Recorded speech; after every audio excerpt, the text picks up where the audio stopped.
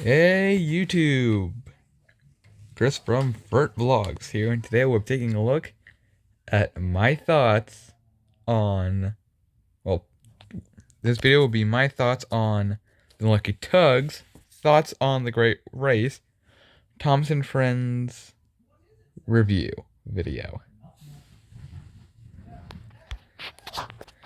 Now, I made sure to start directly at the beginning of the video because, yes, in this video there will be some strong language, so there may be some hiccups here that may not be great for anyone under the age of 2. So basically, if you've grown up around the model era of Thomas, you're old enough to be here. Anyway, let's get this train a-rolling.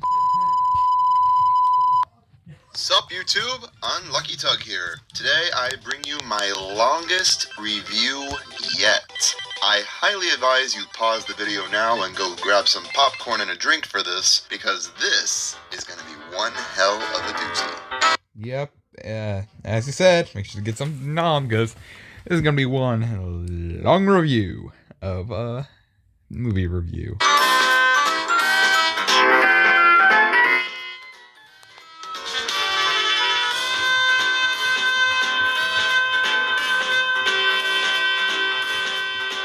There will not be any edits. Alright, so today I will be discussing my thoughts on the latest installment of Thomas Media that has completely overtaken Mattel's marketing campaign of the entire past year and the entire fandom by storm. A Great Race is a book that came out in 2001. What? This is a joke, isn't it? This has to be a joke. It's pretty much just a retelling of the classic Thomas story, Thomas and Bertie. It's like a learning to read book for really little kids. The words are big, the sentences are super short, and the illustrations are kind of terrible. Look, Thomas doesn't even have side rods in this one. After reading through this whole book twice, I'd have to say I'm a little disappointed. I mean, it's for really young kids, so I'm obviously not the target audience for it. So for what it is, it's fine, I guess. I just don't understand why they devoted the entire past year putting all this marketing and promotion into it if it's just a silly little kid's... Hey, Tug. Huh? Oh, hey, Zio. I didn't hear you come in. What's up? That's not the Great Race. Sorry about that. That was an ad. That's not the Great Race. What? I said that's not the Great Race. What do you mean? Of course it is. It says it here on the cover. No, you idiot. The Great Race is a movie. It's this year's Thomas movie. What? They made a movie out of this thing? Are you kidding me? Okay, so apparently The Great Race is not a book. It's actually a movie. Like, it's a legit Thomas movie. I have no idea how I managed to get those two mixed up, but whatever. So I watched this movie a couple times, and I came to this conclusion.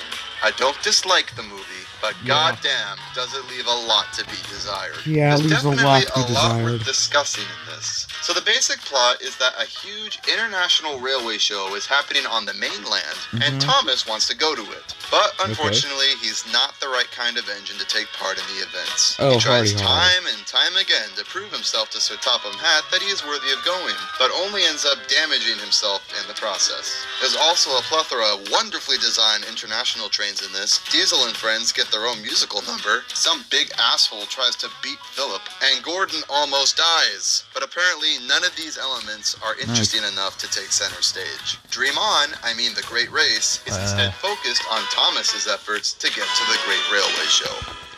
Whoopee.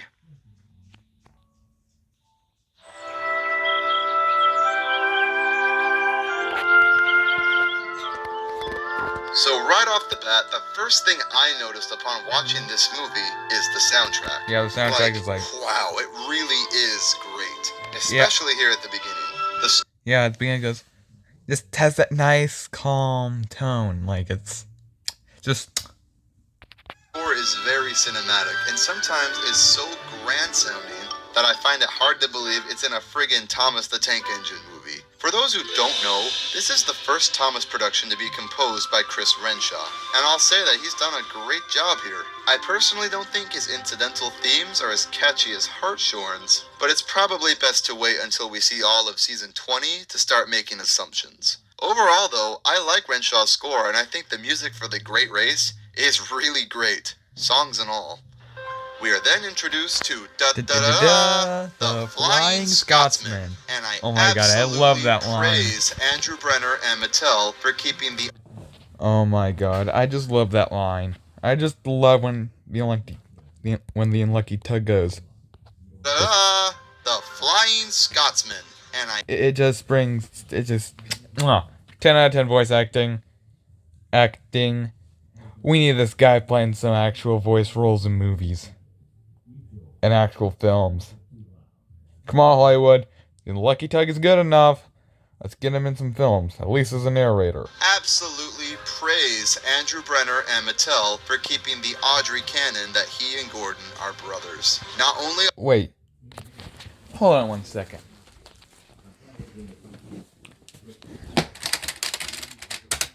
Oh, yep, that is canon. are they brothers, but they have a sibling rivalry that is so entertaining to watch. In the books, they're portrayed together more as allies, strong and proud. But here they do something a little different that I overall think is much more interesting.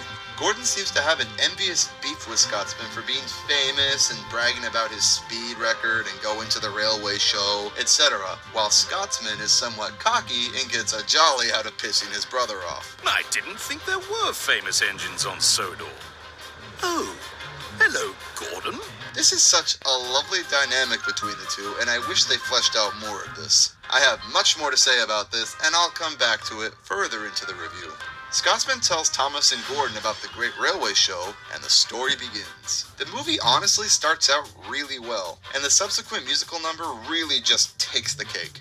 Will You, Won't You marks a milestone for the Thomas franchise. Yeah. A song where literally every character sings, and I mean everybody. They got Stanley in this, they got Daisy, the Brendan Buddies, the Clay Pits Gang, the Cameo Crew, the Narrow Gauge Engines, the Smallies. Oh my god, everyone! Everyone except Toby.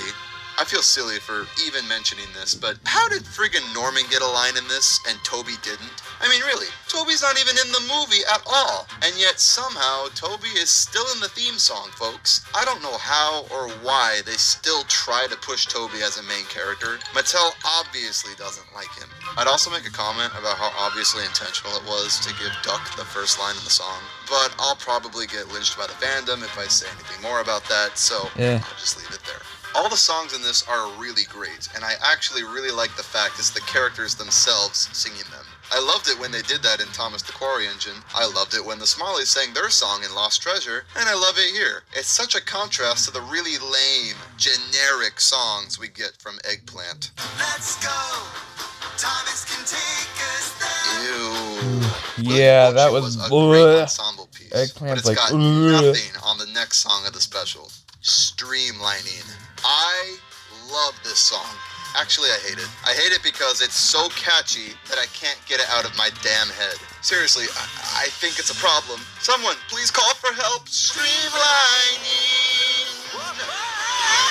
Thomas is at Brendam when suddenly... Wait. Thomas is at Brendam when suddenly... Thomas is at Brendam when suddenly...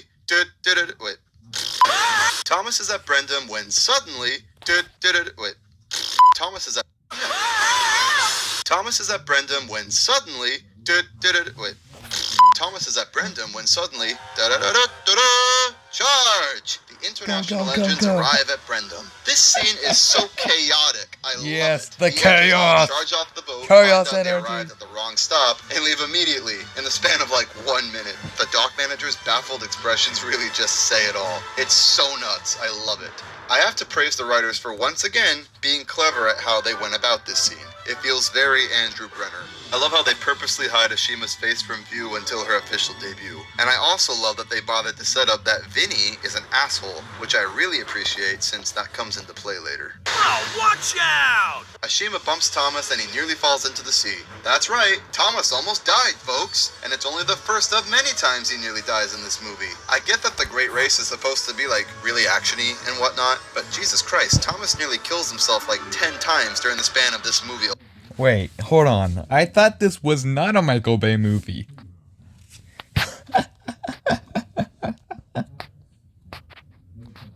Oh my god. That is just so funny. In fact, let's keep count of every time Thomas nearly dies in this with my handy dandy Thomas almost dies counter, shall we? That's one. We are introduced to Ashima, and surprise, surprise, Thomas doesn't like her. I'm getting kind of sick of this Thomas dislikes the new character trope in the series. It's overused now and feels really unoriginal. But let's talk about Ashima for a second. Ashima is the token newbie of the movie. And she's aight. She has a splendid render, I'll give her that. But as much as she does stand out visually, she ironically doesn't really stand out as a character, in my opinion. She's just kind of a generic, happy visitor character. She's basically Gator, just not as interesting. I feel like there is some untapped potential with Ashima that could be expanded on in the future, but the problem here is that we're never given any information about her or her backstory. There's never a moment where she tells Thomas about herself or where she came from. Gator was pretty much given a similar treatment in Tell of the Brave and basically plays the same role. However, Gator stands out to me more. Much of Gator's character is intentionally left a mystery. All the while, we are told of some of his characteristics that make him really relatable, such as his fear of heights. What can be said about Ashima? She's from India, and she's a good shunter. Cool, I guess. I guess Mattel were banking on her just looking interesting to be enough to be likable, huh? Just because we're well painted doesn't mean we can't do anything else. I find that line to be so ironic. After Ashima's debut, things start to take a turn for the worse. The movie starts to fall into filler territory. It's about here around the 16-minute mark that the movie starts to lose focus of what it is and slowly falls apart. So many subplots start to stem from this point on. Meanwhile, Thomas's story, aka the main story, is boring and cliche. The movie's title, as well as all the marketing that went into it, suggests that this movie is about a great railway show. And while it becomes that way later on, the majority of this movie is just Thomas trying to prove he's something he's not. And through trial and error, finds out he can only be who he is. Sound familiar at all? Yeah. Yeah, it's Dream On. Remember that episode from season 11? Yeah, this is basically that. Thomas tries to be faster, and his plan backfires. Then he tries to get a new paint job, which also backfires. Then he tries to prove his strength, which then, you guessed it, backfires. We've seen this story before, in the exact same order of events too. It's not interesting because we know exactly where it's going. This is the kind of plot you'd see in like a mid-season run-of-the-mill episode, not a movie. Was this really the best story the writers could have come up with? I wrote a better story than this, and I'll get to that later. So Ashima finds Annie and Clarabelle in the middle of nowhere and decides to pull them. And Thomas, in true Thomas fashion, gets angry immediately. It's all so boring. This whole stretch of the movie is such cliche filler and I can't stand it. How many times has Thomas gotten upset over a new engine pulling his coaches? Yeah, too many. I mean, Christ, they used the same exact trope in last year's movie. It's tired now. Can we please stop it? The only positive to this whole scene is the musical number. Six Small Wheels is a really wonderful duet piece, and just like the rest of the songs in the film, it's extremely catchy. It's so visually out there that I can't not enjoy it. Also in this stretch of the movie is a subplot featuring Diesel, because why not? Diesel has this brilliant plan to get into the strength competition at the railway show by disguising the other Diesels as trucks in his train. I find this whole aspect of the movie to be completely perplexing. Why does Diesel want to go to the railway show? What is he going to get out of it? He's a little shunter. What is he expecting to do once he's there? He'd lose the competition immediately. Diesel is giving so much on-screen time in this movie for some reason, including his own full-out musical number, and I don't know why. Why do we have to bring the overused Steamies versus Diesels trope into a movie about a great railway show? Why? Actually, I do know why. It's so they could sell that piece of shit $35 Diesels in Disguise 3-pack. I have no problem with Diesel's story, really. It's entertaining for what it is. It's unrealistic, sure, but I don't care about that. In fact, the concept itself would make for a pretty entertaining episode on its own. My main problem with it is that the subplot is given all this time and exposition, and it doesn't affect the damn main plot in any way. Diesel's subplot causes Thomas to crash. That's it. That's all this is leading up to. There's no expansion on his story after this point. It just ends abruptly, and we don't see or get any mention of the Diesels afterward until the end of the film mid-credits. You might be saying, oh, they caused Thomas to crash though. The subplot did have a purpose. It kept Thomas from going to the show with the others. Yeah, sure. Though Thomas gets repaired immediately and is sent off to the railway show the same day the damn accident took place. He's with the other characters shortly after, and it's played off as if the accident didn't even happen. It really didn't affect the plot at all. The whole movie is just a giant mess. And if they just axed this whole Diesel subplot and used all that time spent on the Diesels on instead other aspects of the movie, like Gordon and the Flying Scotsman or Vinny and Philip, it'd overall work a lot better. But if they absolutely had to include the Diesels in this in some way, allow me to make a suggestion of how they could have properly worked them into this. And actually, what I'm about to suggest is honestly what I thought was going to happen when I first saw the movie's trailer, and I was actually very disappointed when I discovered it wasn't even considered. You see those red Diesels at the railway show? The ones that prepare all the events? Yeah, I legitimately thought they were Diesel, Paxton, and Sydney in disguise. I'm not lying, and the more I think about it, the more I get angry at how they didn't do this. Diesel's whole plan was to go to the railway show, right? After his crate idea failed, perhaps he gets another idea to repaint himself and the others as the show shunters. They sneak into the showground and then carry out whatever their evil plan is. And just to give them some sort of comeuppance, perhaps that pylon that Vinny crashes into falls over and lands on Diesel and traps him or something. It's not perfect, but at least it's better than nothing at all. I like the Diesel storyline for what it is and how he is portrayed here as a character. I just don't think it belongs in this movie and overall detracts from the final product. And maybe with just another script rewrite or two, they could have possibly found a way to tie it into the story better. We all realise how eager you were to take part in the Great Railway Show, Thomas. But you should have known better than to pull so many cars on your own. I'll admit, though, that sight gag is freaking hilarious. That's about all I can say about this stretch of filler in this movie, so let's skip ahead of it.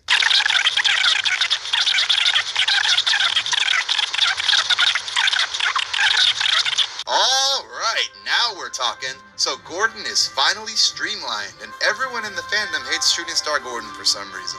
I don't get it. It's not like it's permanent or anything, and in terms of what it means for the story, I think it's a neat concept. And again, I'll expand more on that in a bit. I do have to question this though. Isn't it unfair to streamline Gordon for a race? It's an unfair advantage, isn't it? It's like the equivalent of an athlete using steroids. Axel and Spencer are both streamlined by design, but Scotsman didn't get streamlined. Neither did Etienne. Neither did Etienne. Neither did Etienne. Also, why is Philip going? Scotsman didn't get streamlined. Neither did Etienne. Neither did Etienne. Neither did Etienne. Also, why is Philip going? They say he's carrying the flag. Okay. Why does Sodor even need a flag carrier? No other country has a flag carrier. In fact, no other country has 6 engines competing either. How on earth is any of what Sodor doing fair? Ah, screw it. S-O-D-O-R! What does that spell? Sodor!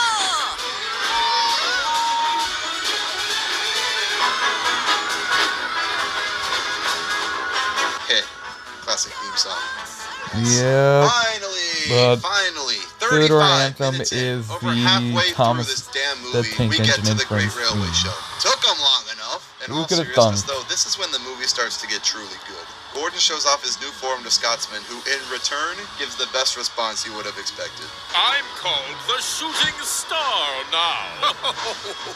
Don't be ridiculous. Aw, snap. We also start to get a better look at all the international engines as the competitions begin. Everything's looking really promising and fun. And then, this happens. Got to get across! I can't stop now!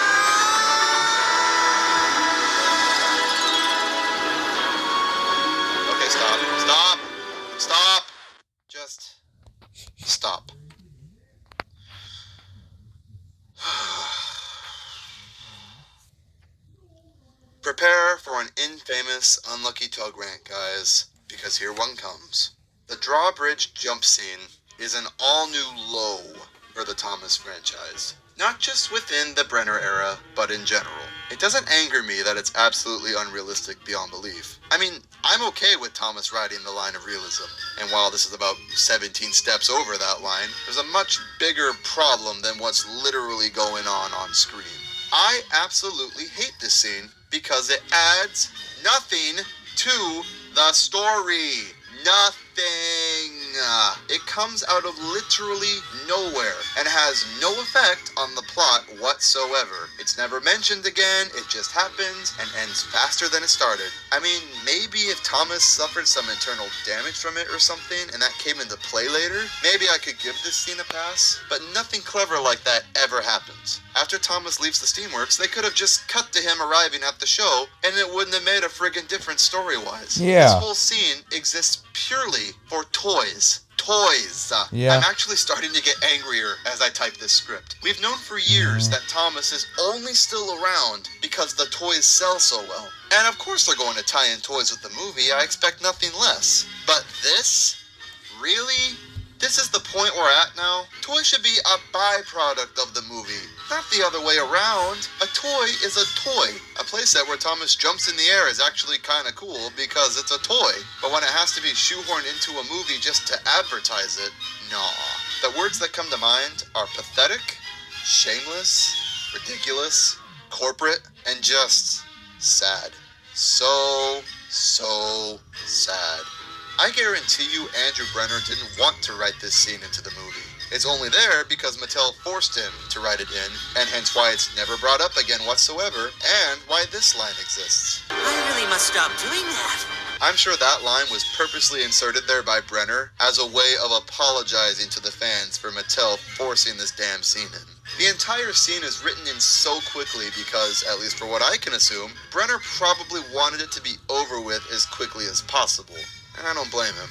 I can seriously only talk about this scene for so long before I start getting a brain aneurysm, so I'm ending the rant here. And I'd just like to forget it exists altogether. I can't stop now! Step number 3. Away! 4.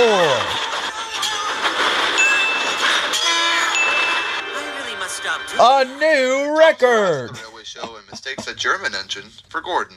Oh, you're not Gordon? Do I look like a Gordon?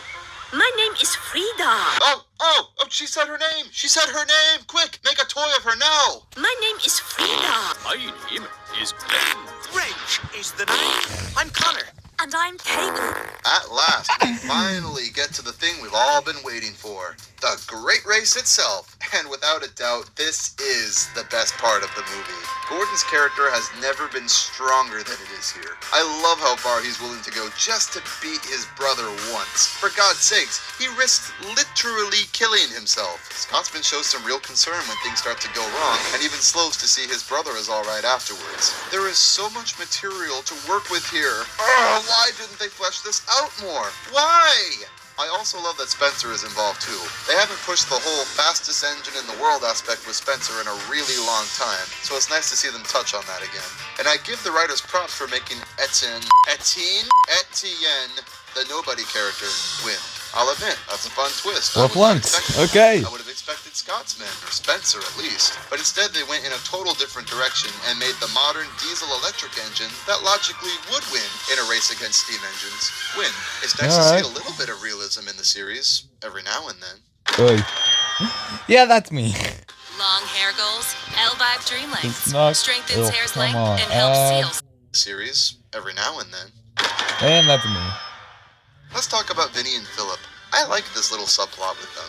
I like that they actually did something with another international character that wasn't Ashima. I also give the concept points because the tables are turned and it's a steam engine being nasty to a diesel engine. Usually it's the other way around. God damn it, why did they have to use Diesel and his gang to force in the Steamies versus Diesel trope? There's already some material here with Vinny and Philip to work with.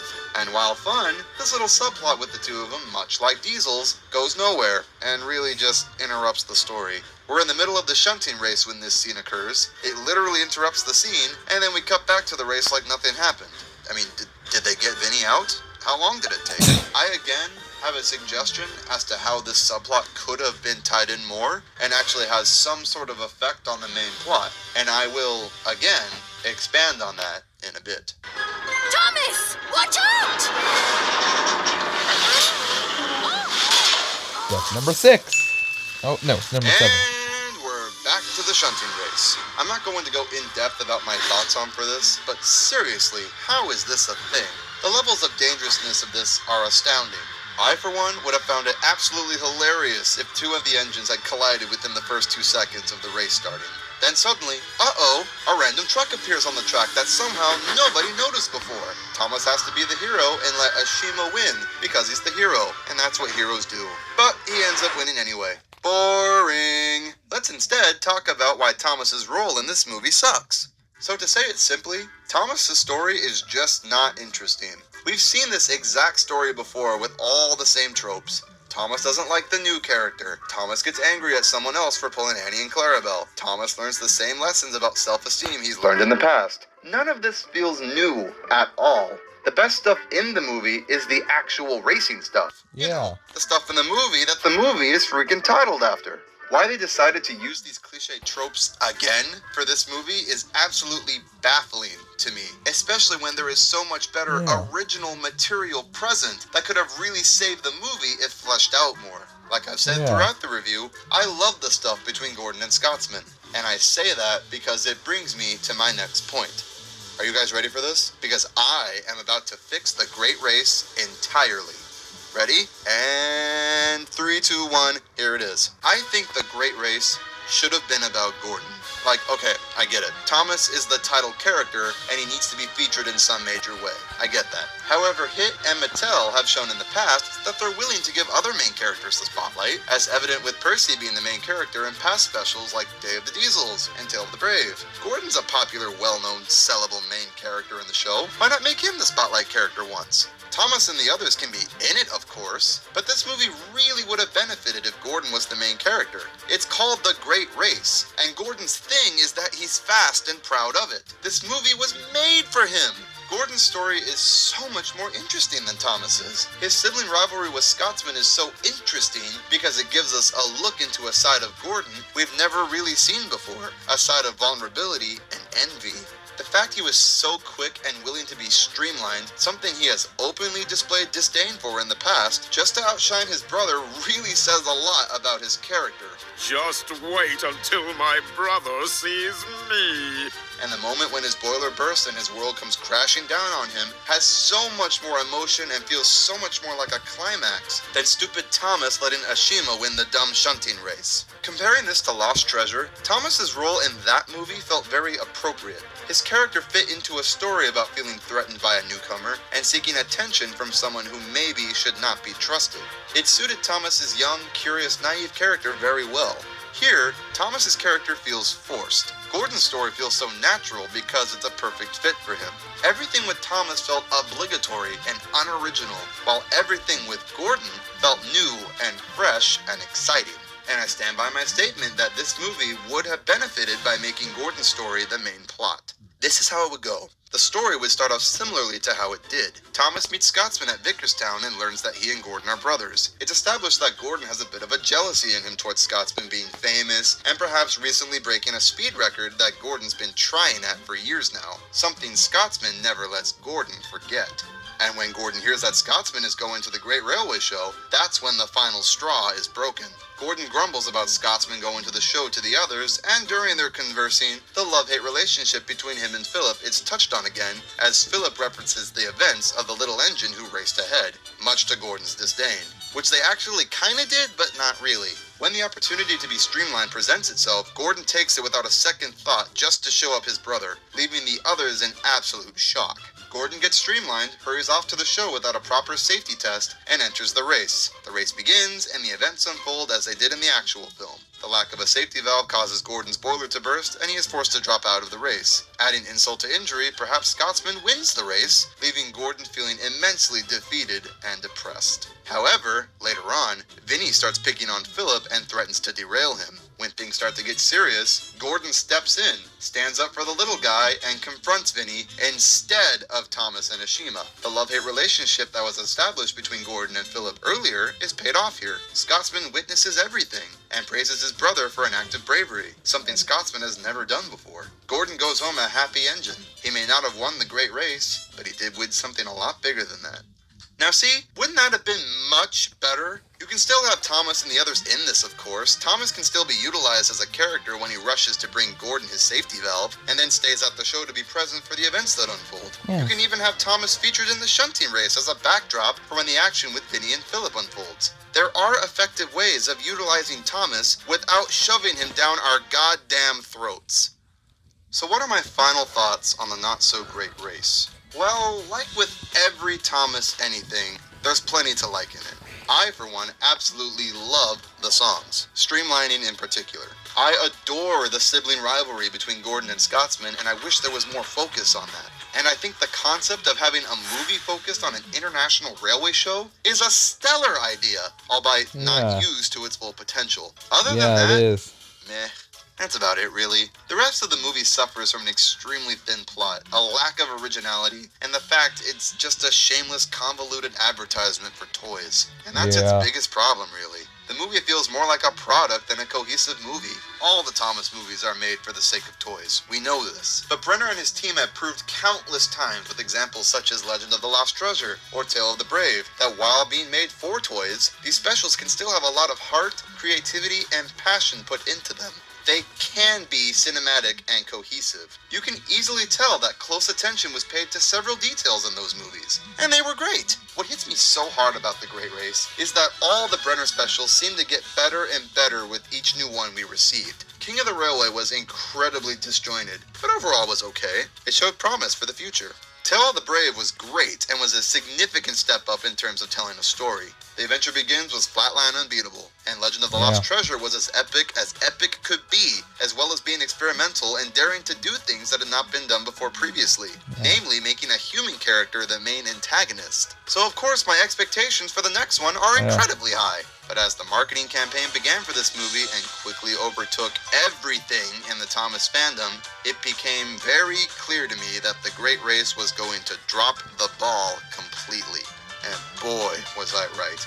It's such a shame, really. I wouldn't say I hate The Great Race, not at all. It's an okay Thomas movie. It's certainly eye-catching, but I really can't say I enjoyed it throughout. All the components for an epic movie are there, but it is crafted together so poorly, and it's obvious that the scenes that tied into selling toys were more of a priority to Mattel than scenes of substance that would make the movie more cohesive. I've argued in the past that these movies would benefit from a longer running time than 60 minutes, and I think in The Great Race's case, it definitely would have helped. My final words, better luck next time, Mattel.